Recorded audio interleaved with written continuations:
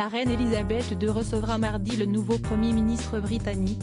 Match entre Liz Truss et Rishi Sunak, dans sa résidence écossaise de Balmoral, où elle y passe son été. Traditionnellement, la monarque accueille les nouveaux chefs de gouvernement au palais de Buckingham à Londres, mais en raison de ses problèmes de santé, les règles changent cette année.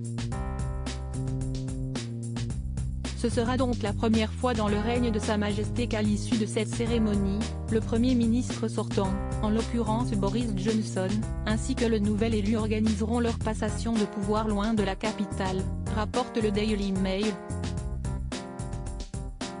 Cette décision aurait été prise afin d'éviter aux assistants royaux d'avoir à prendre des dispositions alternatives de dernière minute si la reine devait souffrir de problèmes de mobilité le jour J, précise également le tabloïd britannique.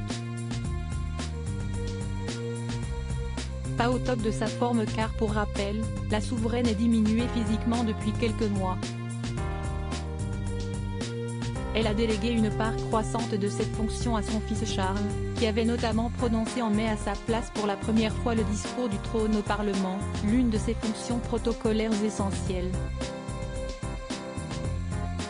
D'après les dernières révélations du quotidien britannique My London, le premier successeur au trône rendrait des visites de plus en plus fréquentes à sa mère. Un comportement qui ne serait pas dans son habitude. Il est très inhabituel que le prince Charles fasse ce genre de visite impromptue pour voir sa mère, avait rapporté Ingrid Seward, auteure spécialiste de la royauté. En mai dernier, elle était aperçue en train de se déplacer en voiturette de golf afin de faciliter son déplacement pour un événement. En juin, à l'occasion de son jubilé de platine, qui célèbre ses 70 ans de règne, elle ratait plusieurs grands moments, notamment une course hippique mythique.